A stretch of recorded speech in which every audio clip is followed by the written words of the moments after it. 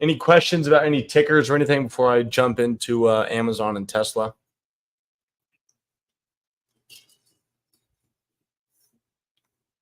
I'm driving home. Okay, no worries. Well, cool. All right. So I talked about Tesla a little bit in the chat today. It's not the ideal setup for me right now, but I think technical wise, it looks pretty good. We had, so back in this area here, when you see this big spike, that's when Tesla had their shareholder meeting, and they were doing the payback or whatever it was, where they gave Elon basically a little bit more stake in Tesla. And they gave him, I think it was like 53 or 58 billion dollars, and stock kind of, it gapped up and then ended up selling off, into the news when it came out. It was kind of a sell the news scenario. So he talked about it going through, stock gapped up, it got approved, right? He got his money and the stock sold off, right? That's a sell the news situation. Next day, this ends up ripping and then pulling back for one day, pulling back for another day, kind of going flat the next, pushing up, failing yesterday, and then had a pretty strong day today, right? Not a crazy move, but we ended up closing up near highs of the day, right? So what do we have next? What is like the big trade everyone's been looking for? Well, what has Tesla done for the last like 2-3 months? It's gone flat, right? We had this kind of bump up on earnings, a little bit of news here, pulled back in, and has been in like a $5 range for a really long time. News came out, right? Like I was just talking about, we were kind of consolidating. But what is this? Like, to me, I would hope you guys are noticing the same thing that I am. Looks a little bit better on a 1 hour, I think. So there's a couple ways to draw this, but obviously you kind of have your uptrend here, right? And then, you could either draw like, some sort of a downtrend in this area, or maybe you just kind of consider it like a flat top. Okay. You see that there? So that's what I'm looking for. SLP. All right, cool. So yeah, I mean, Chris, you're totally right. It's kind of making a wedge, kind of a flag pattern. And so, what do you think people are looking for? Okay. So obviously, first off, we rejected here at like 189, 188.80 back on this day, popped up, rejected on this day. And now we're back up in here, kind of right above 187.50, right at 188. So if we can get through 189, well, the next level is obviously 190. And then we have this little high here, and it's like a pre-market move, 190, 160. But through 190, right? So 190 is going to be the really key level. 189 to 190 is going to be like the most important two levels to watch. So you kind of want to be looking at those two levels very, very closely, because could we come up to those levels and fall? Sure. We could reject just like we've been doing, and we fall back down to 185, 183, whatever it is. If market, really strong one day, ideally we get some sort of little catalyst on Tesla. I know they have delivery numbers coming up. I mentioned today in the chat that they have the robo-taxi event. And so why the robo-taxi event is so important is, well, think about a taxi driver, right? You got to pay the taxi driver. The taxi driver is going to take some money. The taxi company will then take a cut. Well, with Tesla, why do you think that they're going to be different? There's not going to be a driver, right? It's going to be self-driven. Kind of like, I think there's a couple cars that do it now, eventually, weird smaller companies, but obviously Tesla's like the name brand for EVs. So if the robo-taxi event comes out good, there's some good news, right? All the money is going to go straight to Tesla. If people use robo-taxis, it actually ends up being kind of a big thing. That's going to be a huge revenue driver for Tesla. So that's kind of why like that event is going to mean something. Yes, it's August 8th. So 8/8, pretty much like 1 month away, a month and like a week or two away. But typically you're going to see stocks run up into an event that they're hoping something good comes out of. That's where you get the sell the news scenario. The stock makes a big move up anticipating good news. When the good news comes out, maybe it's astronomically good and the stock continues to go higher, or it's somewhat just the good news that was expected and the stock ends up just kind of selling off. That's just how the market works. So could that happen? Sure. What am I looking for? What are some other people looking for? They're looking for a move up into this event. Yes, like I said, it's a month away. It's not a day trade. It's not what I'm looking for. However, I do think with delivery numbers coming up, I don't know exactly what day, and that event coming up in a setup like this, technical wise, everything's kind of lining up. For something like this, and knowing Tesla, Tesla used to be a crazy stock. I mean, you would get these crazy rips, crazy sell-offs. What has it been doing? I mean, pretty much nothing. A saying in like the trading world is the bigger the base, the bigger the move.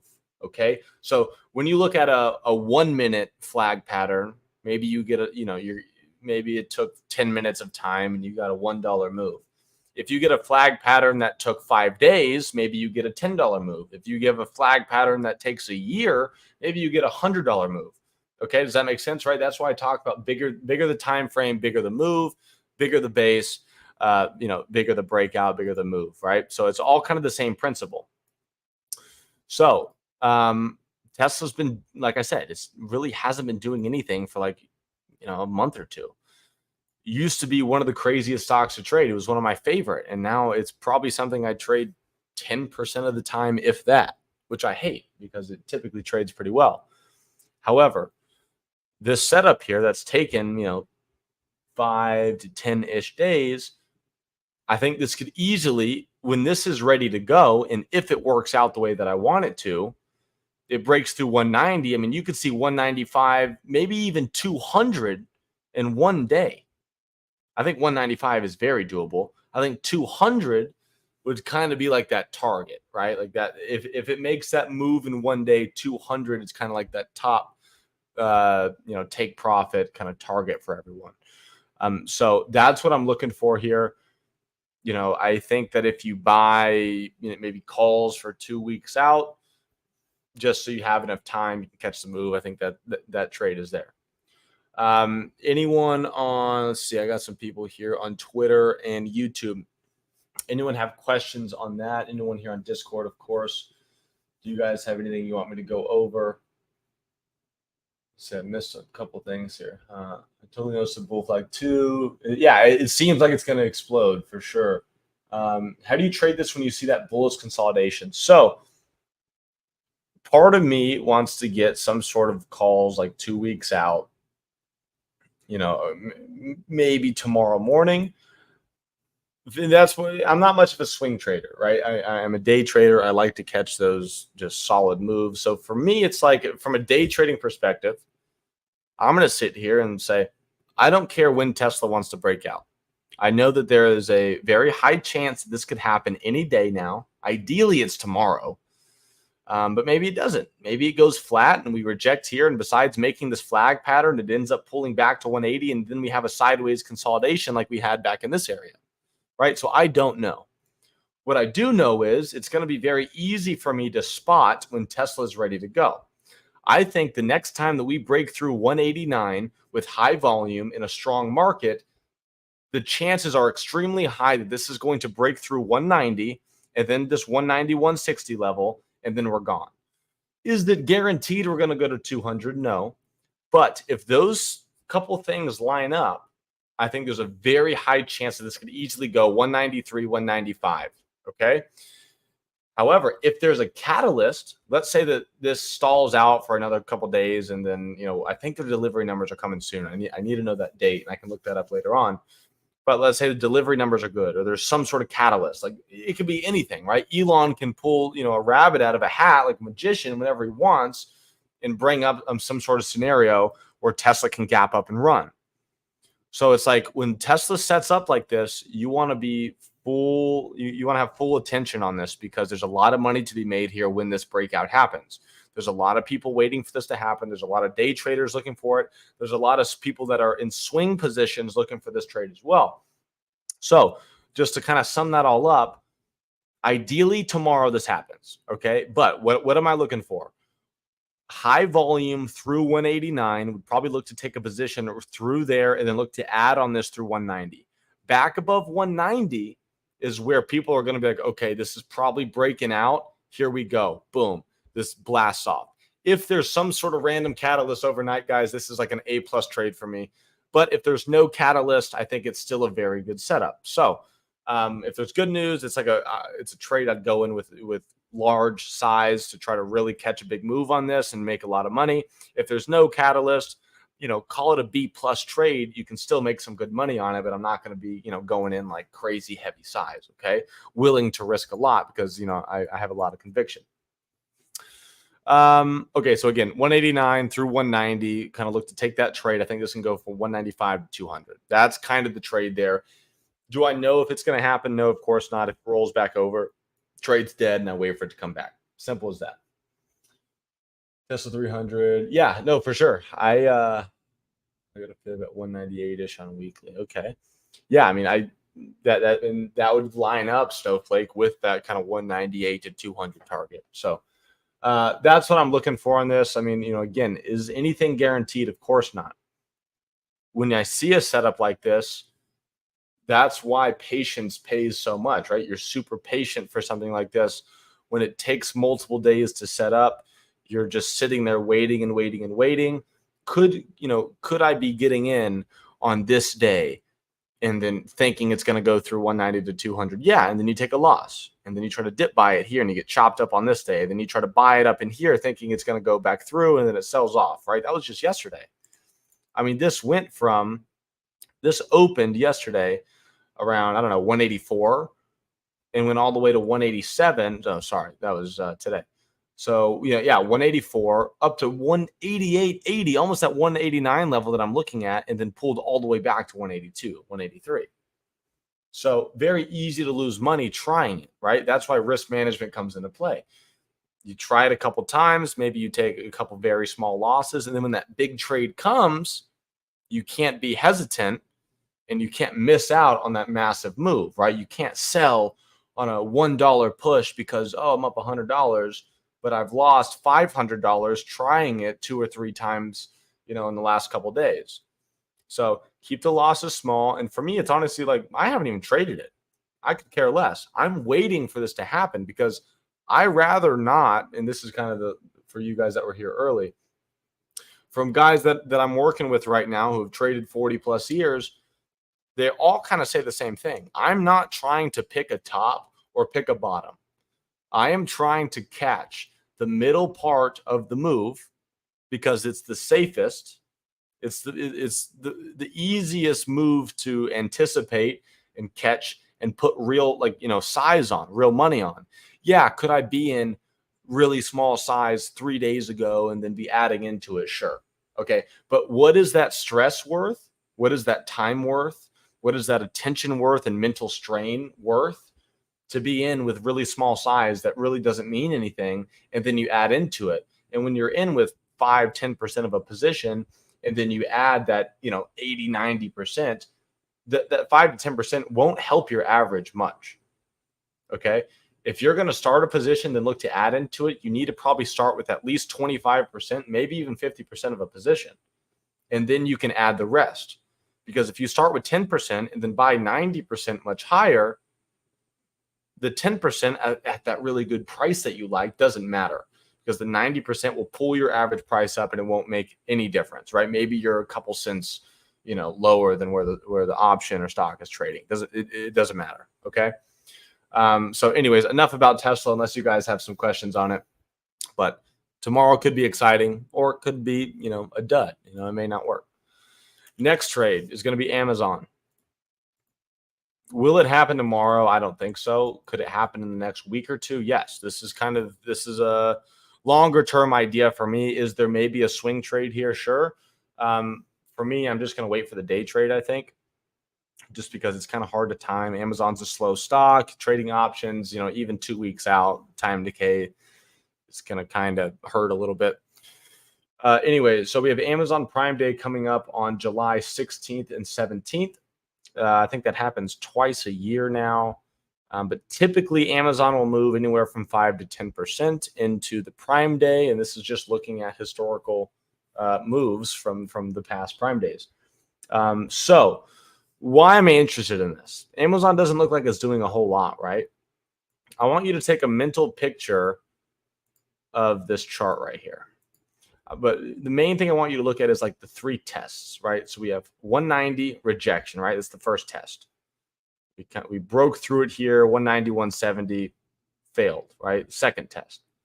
Came up in here, 188. You can kind of consider that a test, failed. Back up here, 190, failed. But what are we doing? We're making higher lows every single time, right? So buyers are continuing to keep this higher.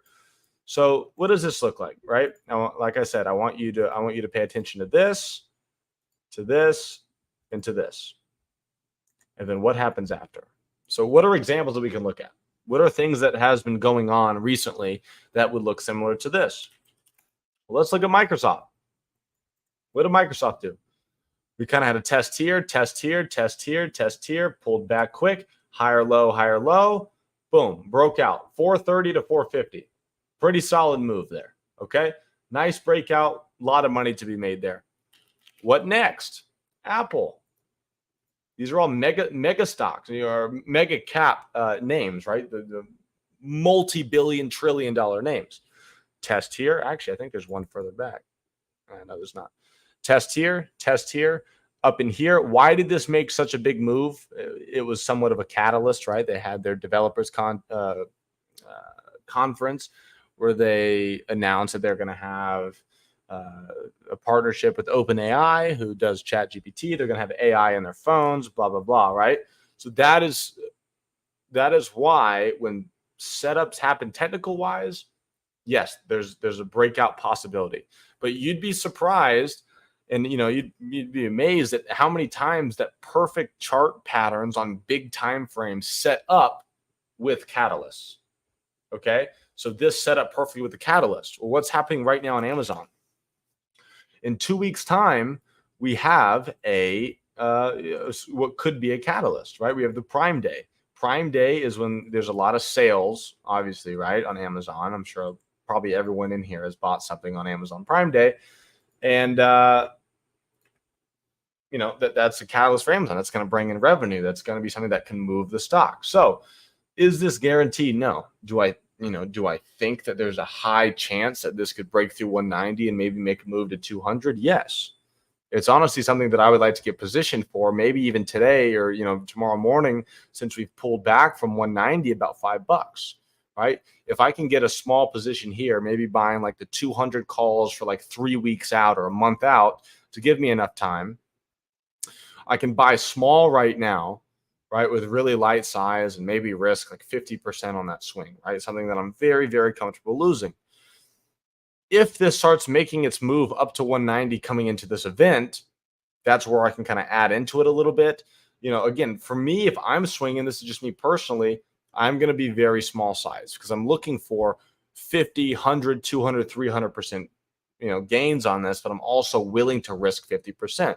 I would never go in with the amount of money that I'll day trade with, right, on my high conviction A+ setups on a swing trade, because I don't want to be stressed out, and I want to give it enough. I want to be in light enough size to give it enough room, so I'm not, stressed out and, constantly looking at the chart. And that's where you get emotional when you make a bad decision. I want to be in small size, wide stop loss, look for a big move, and simply play to my targets on the chart. There are rare occasions when I'm like, okay, you know what? I'm up enough.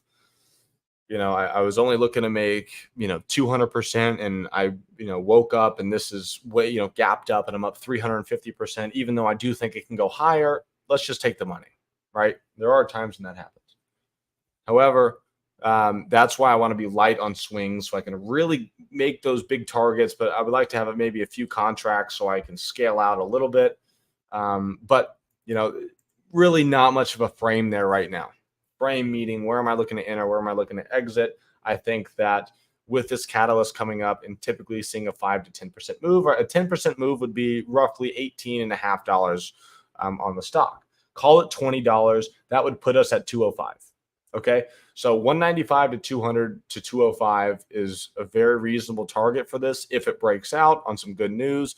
Market's had its pullback the last couple of days. pretty much it's like, let's just sit back and wait for this. Volume is kicking up in this, right? Through 190 with volume, looking for that. It's kind of the same idea as Tesla, and honestly, the same prices, right? We're looking at 190 to 200 on Tesla. I'm looking at 190 to 200 on Amazon. Two different trades. Tesla's a shorter term trade. Amazon's a little bit longer term trade, but the principles and the idea is still there. Okay. So that was a lot of talking. YouTube, Twitch, Twitter, you guys have questions, Discord, anything. I know that was a lot, but I hope you can agree with that or at least understand that. Tell me something.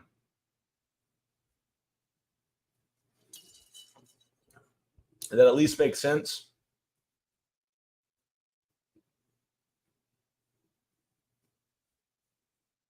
Good. Okay, good.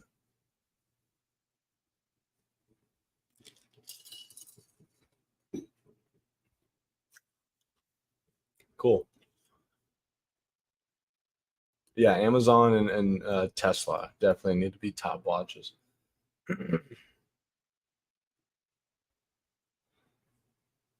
Thank you, beer man. Good. Okay, good. That means I'm explaining it the right way. Okay, another trade here. Nvidia. What happened last week? Everyone thought Nvidia was going to go to like $2,000, which would be $200 a share here, right? So I mean, everyone's like, this is never going to stop. Whatever. Every time I see something squeezing like crazy, and then I would hope that you guys that have listened to me for a while will recognize this when I say this is going to end at one point and it's going to be violent. When a stock or the overall market, futures, whatever it is just absolutely running, at one point it's going to stop. And when it hits that kind of capitulation where it's just like way up in the air and then it just snaps down and kills people, this is what I mean. It may not look like much, but 140 to 120, it hit 115 this morning on Nvidia in 3 days is a lot. That's a big move. How much? Okay, for anyone that's listening, I would love for you all to interact with this. How much money do you think Nvidia's market cap lost within those 3 days? If you don't know, don't look it up. I'll wait 10 more seconds. 50 billion, okay. 10, 9, 15 bill, couple hundred billion, 1 billion. Stickman, you are the closest. They lost $550 billion, $500 billion in 3 days. Okay. So that's a lot of money. Okay. I think that's a lot of money to anyone in the world, right? $550 billion. So, like I said, that move doesn't look like much on the chart, especially now that it's split, right? Because 140 2 weeks ago would be $1,400 on this stock. 120 would be $1,200 on this stock, right? But we split 10 to 1. So think about when you see 140 to 120, that is 1,400 to 1,200. That's a freaking crazy move. It's $553 billion, I think, at one point. Yeah, it's like number 2. I think it may have been number 1 at one point. I think Microsoft. It's Microsoft, Nvidia, Apple. Anyways, crazy. But just like any upside move that's moving crazy will come down, any downside move that's been selling off pretty hard, especially $550 billion in 3 days, it's going to end at one point and bounce. So today was that pretty solid bounce point. Why was this even a level of interest? Well, look what the chart's done here. Around 115 to 120 is kind of an area of support. And if Nvidia slowly came down into 115, 120, would I be that interested in buying it? Maybe. Would I be more interested in buying Nvidia if it moved from 140 to 120 in 3 days? Absolutely. The quicker the move, the quicker the relief bounce, the opposite move, right? The rejection or the bounce. So that's that's really when you just have to be on your toes, be focused, be there. And that's sometimes why taking days off of the market, you will miss something like this. Today, Nvidia was some of the easiest money you could have made in the world simply by just thinking Nvidia is down $550 billion. Everyone wanted to have a piece of this stock. It's gone from $140 to $120. It's over a 10% move on a multi-trillion dollar stock. Well, why don't I buy some? So that's what people did. And, you got to move from 120 to 125 today. So pretty solid, up 7%. So, yeah, a lot of money to me. Sorry, Chris, what did I miss here? Where do you get that was new? You said the guy that the firm talking about. So a lot of it's Bloomberg, Chris, and also a lot of it is just being in person with people, being in a community like this. Obviously there's only so many of us kind of analysts, traders here to give you guys stock picks and trade ideas and entries and exits and stuff. But for me right now, especially because I'm interning on a trading floor, it's like I'm around guys that are talking stocks all day. There's 25, 30, 50 people in the office, whatever it is. Their job is to be there and trade. There's guys that are there that are simply analysts. They've realized I cannot trade mentally, emotionally, whatever it is, but I'm really good at picking stocks. So there's guys that are there that are simply just putting stocks in front of the traders to trade. There's an office full of people that are all different traders, but they can all pitch ideas and talk about it and walk through trades together. So that's the beauty of being in a community just like we have here, right? Obviously, this is more of an education-based community where we can, yes, there's live trading and there's stuff like that. And our goal is to make you guys, traders to the point where, you can trade for yourself and then actually be those people helping and pitching ideas and trading through things with each other and whatnot. So, yeah, I mean, that's pretty much it. Like, Chris, would I have known of FSLR if I was just here by myself? Probably not. Probably not. Would I have known that Amazon moves 5 to 10% typically into the Prime Day? Probably not. That's just not research that I do on my own, right? There's so much stuff that I have to consider. And I know that I'm really good at a very particular small niche kind of trading style, and I can make money doing that. However, that's the beauty of being on a trading floor, being in a Discord community and stuff like that, because there's so many other minds out there and so many other eyes and ears and stuff where you can hear things, talk about things. So that's why, I question why the day trading chat is like kind of dead. I don't really ever check out the free chat or the options chat much because I have a lot going on. But I want you guys pitching ideas, talking about things. I mean, you get in, I don't want to say trouble, but I mean, you know what I mean. If you're not talking about things, coming up with ideas, walking through trades, talking about your entries, talking about your exits, writing things down, walking through every single trade when you're on a trading floor.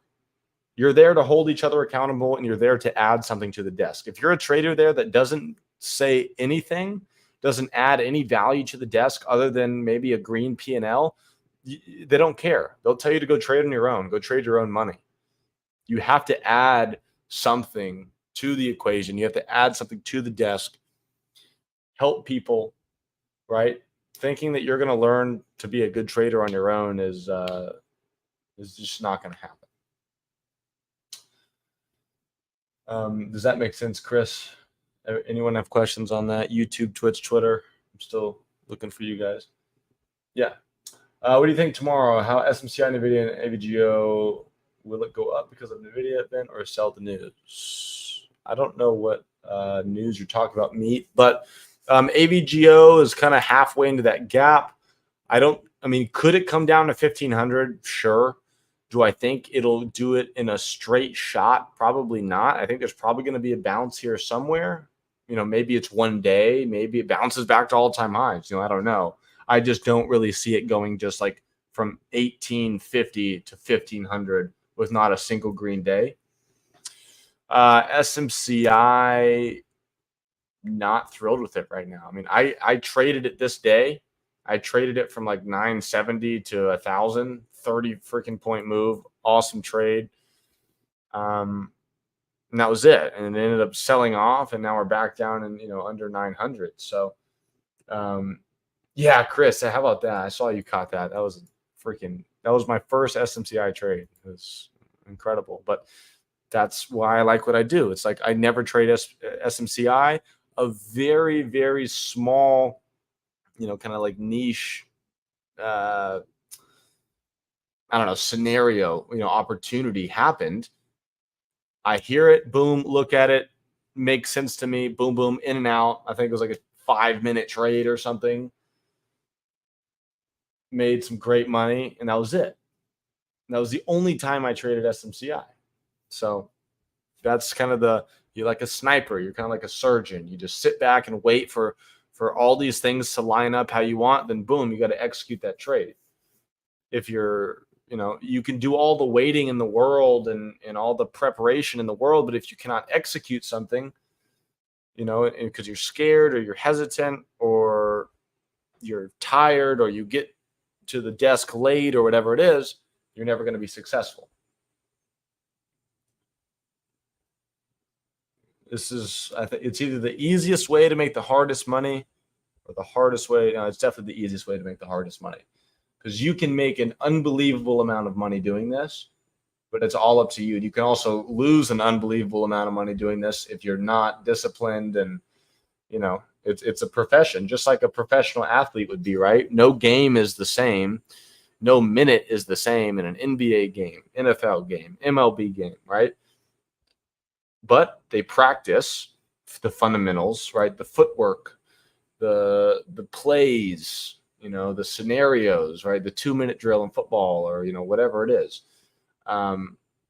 Doing that over and over and over again, you have the rules, you have the discipline, the experience, and it just kind of becomes muscle memory.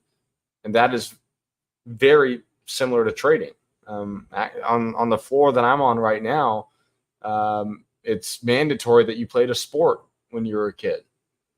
If you didn't play a sport, and you weren't, whether it was chess or whatever it is, it's the competitive attribute, right? The competitiveness, the discipline, the hard work ethic, stuff like that. Like, those are things that they look for. They don't care if you went to Harvard or if you went to like a small community college. So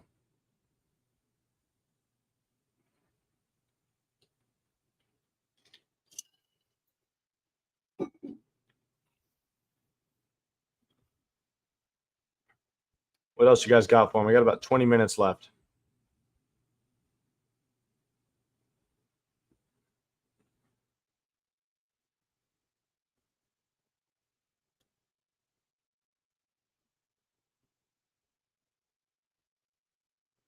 Biggest lesson the past year has been making the hard part waiting, and the trade is easy. Yeah, it really is. It's like the hardest part about trading is doing nothing, which sounds kind of counterintuitive, right? It kind of doesn't make sense, but it really is.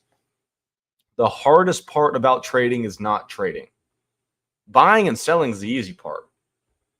The hardest part is waiting for that trade to set up, having a good trade plan, having a good frame behind the trade, it meeting all your criteria, preparing for, all these different scenarios, making sure it makes sense to you, all those factors, right?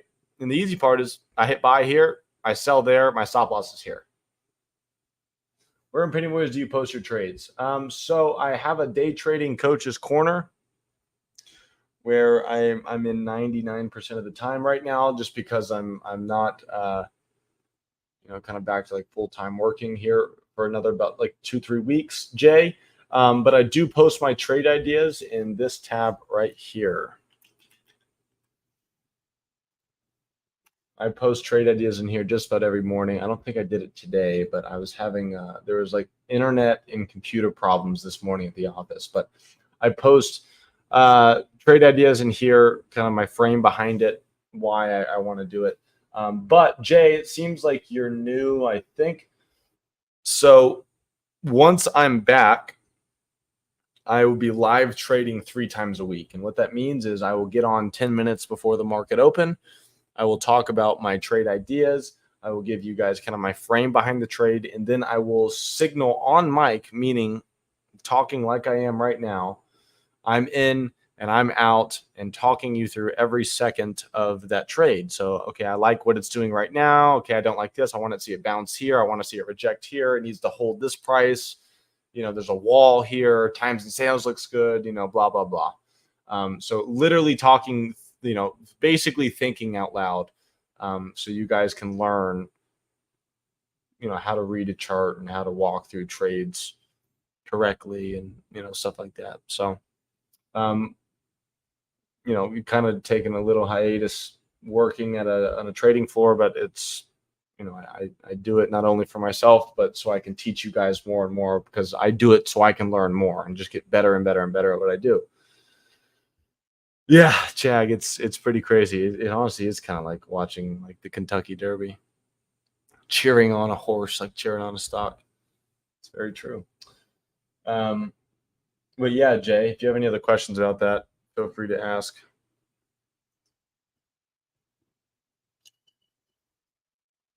Yeah, you kind of have some sort of, I don't want to say you need to be emotionally attached to the stock, but I mean, you got to think it's a little stressful for me, right? Because I want to put you guys on winning trades. The last thing I want to do is us all lose money, but you also need to know that anything that I call out, I'm putting real money on as well. So over time, it will pan out.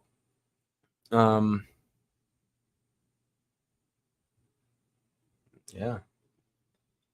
Yeah, I know. And I know you guys understand that obviously I don't want anyone to lose money.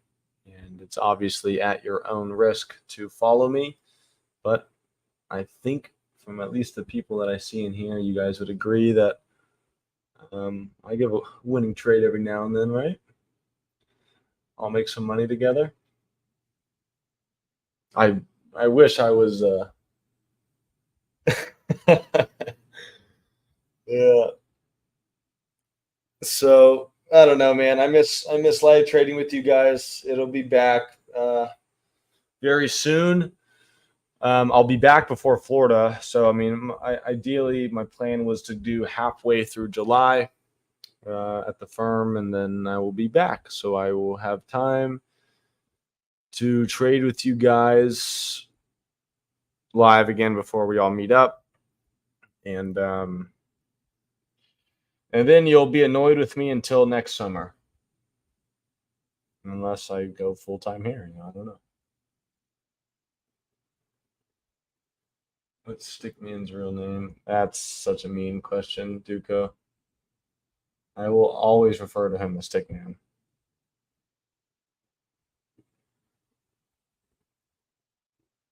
Snowflake Social Security number. Yeah, man. I miss you guys, man. I spent a lot of time with y'all, and now it's like I'm gone in like a blink of an eye. But I'm always in the chats. You guys are the quiet ones. I mean, y'all know how I like it. I literally love the days when I could get on here live trade for an hour with you guys, and I'm done. Um, and now I'm spending. Think about being at your desk 2 hours before the market open, and I'm there until the market closes. So, you know, I find it funny if anyone DMs me or something, goes, "Did you see what Tesla did?" And I'm just like, "Yeah, I've watched every single second of what Tesla's done today. Don't you worry. I'm seeing everything and probably more than what you're seeing." So I don't know. I'm at the desk all day. I'm on Discord all day. So if you guys, again, ask away, you know, ask how I'm doing. I don't care. You can ask me whatever you want. Tell me, a trade idea you did. You say, "Hey, Ethan, will you give me your, advice or opinion on this trade I took? I bought here, I sold here, my stop loss was here. I was thinking this." That would make my day. Don't be shy.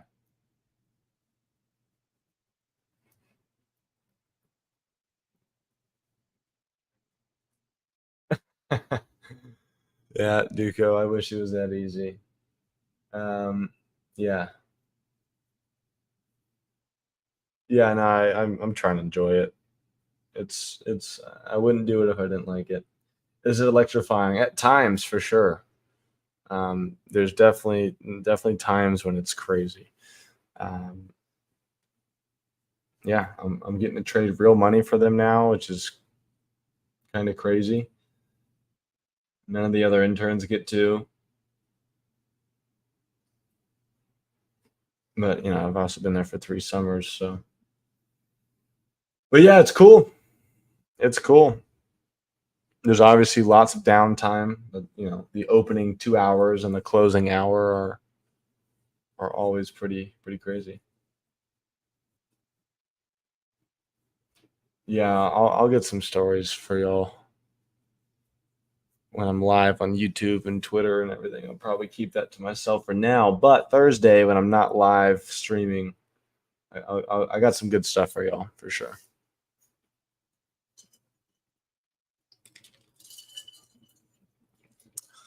Yeah, Jag, I do too. My parents want one too, and that's probably never going to happen ever, ever, ever, because he would probably be so mad or make fun of me. It's just probably never going to happen. I think the closest thing I can get to that is probably a group picture, and even then, it's yeah, I could probably get one. I mean, I have some, just kind of. Yeah, yeah. Well, I don't think. Yeah. Well, trust me. I'm gonna try my best. You and me both want a picture. Those interday rips and cliff jumpers have been nuts last few days. Yeah, no, there's been some wild moves. Very easy to lose money though, so I don't want you to think like you're missing out on anything. But I want you guys to notice these mega cap big time breakouts. Right? We've had Apple, we've had Microsoft, Netflix is setting up. Um, Meta's kind of getting there. Tesla's kind of setting up for like a smaller one. Uh, Nvidia has been crazy. AVGO has been crazy. Chipotle is, oh, that's something I can talk about. Chipotle is splitting tomorrow, guys, 50-1.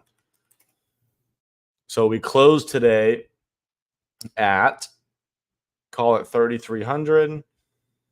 So tomorrow is going to open up at $66 a share. Who's ready for that? Okay, so I got 10 minutes left. So Chipotle is going to be pretty crazy. One other thing tomorrow. So ILMN, a stock that I never trade on a day-to-day basis.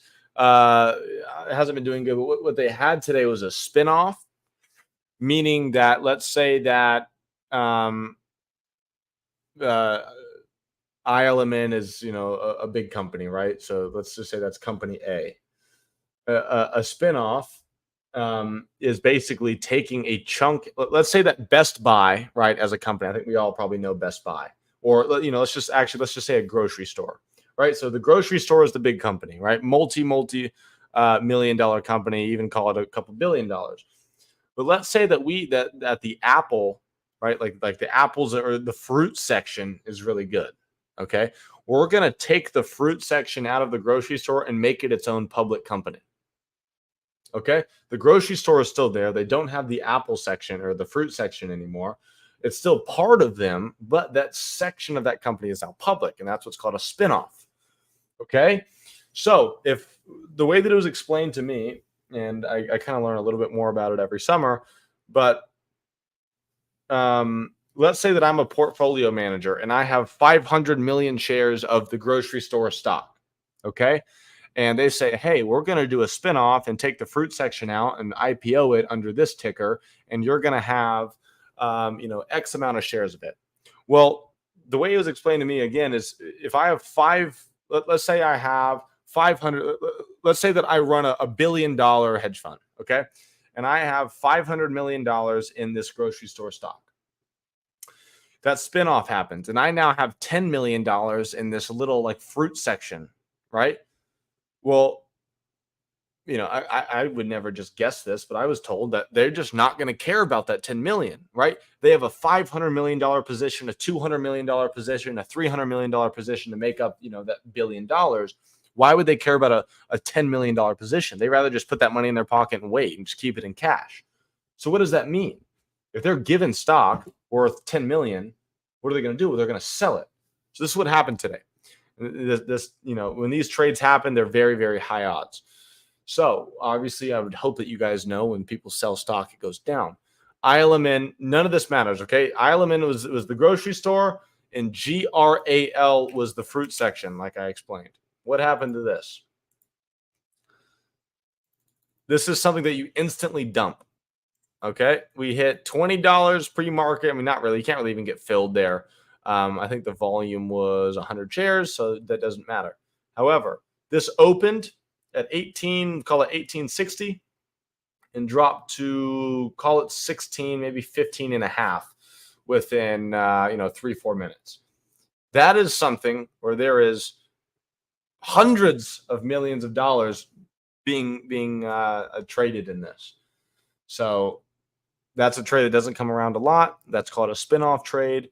It's a trade that if you can hear about it ahead of time and know that, okay, like today, this, it's stock XYZ is spinning off and the ticker's ABC. Typically, I would say 9 times out of 10, the spin-off stock, right? So like the fruit section, like I was talking about, sells off. Would this have options? Unfortunately, it would not. So it's not something that I would, trade, unless I had a ton of money where I can, short, 5,000 shares or something and be comfortable. I'd like to try Chipotle one day. Oh, I want Chipotle more. There you go. Anyways, I hope that kind of made sense. That's an interesting trade that I always love to watch happen when I'm there. But yeah, guys, we got about 5 minutes left. So hang on, here we go. Derek, how do you feel about DBD as a company and specifically watching for a bounce close to earnings reported on August 8th? DBD, never heard of it.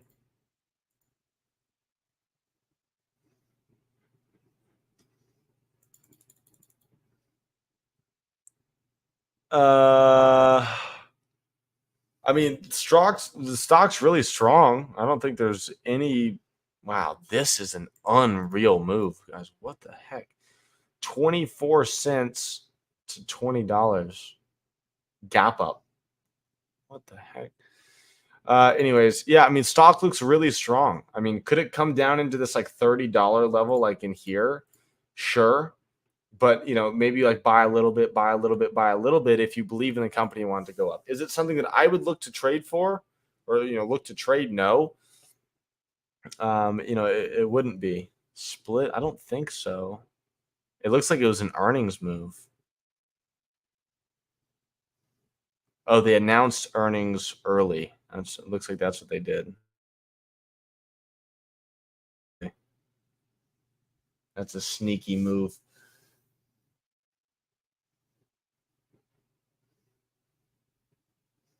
I'm down, Duke. Let's do it. But yeah, Derek, back to you. I mean, like I would think that, is it possible for it to come back down into like that $30 area, then bounce? Sure. Could it bounce here? Yeah. So, we're at 35. It's a pretty psychological level. This to me would be the first area that it would bounce. If it comes back into like 32, 30, 30 flat, I'd buy more there. But not something I would typically trade. So maybe just, I don't know, watch it. If it's like an investment for you, then I don't want to sway your opinion either way. Is it something I'm looking to day trade? Not necessarily, but it seems like they've been doing good earnings wise. I mean, they like really turned it around. So this could easily get to 50. What else you guys got? Any last minute questions? You want to wrap it up?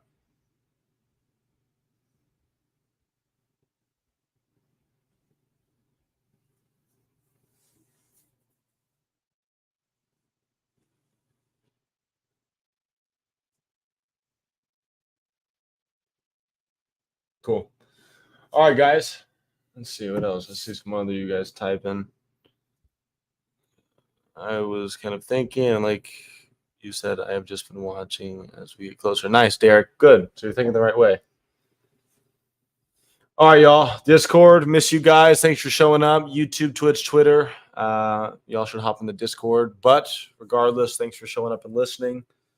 And I will see you guys Thursday night. So talk to you guys in the morning. Again, always text me, DM me, ping me in the chat. I'm always around, guys. I'm at my desk all day. So it'd make my day. Anyways, good night, guys. See you in the morning. Peace.